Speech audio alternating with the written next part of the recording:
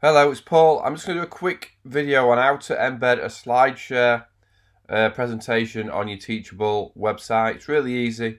Create your SlideShare PowerPoint or whatever you do, upload it, and then when you open, so let's go with this one. So this is what's going to show, and we're just going to go here, share. You're going to grab this embed link, copy it. Here you can change it if you don't want it to start on one, and you can change the size of it if you want. So just copy that code, go to your Teachable site, open a training course, go to your curriculum, add a lecture,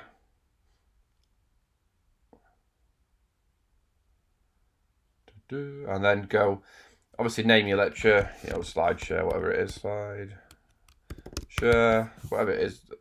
You have to set up a lecture, don't you? Add code here. So click add code. Paste in your code you copied from SlideShare. Save it. Publish it. And preview. And there it is. There's your SlideShare inside your Teachable training. Hopefully that helps. Any more questions, let me know.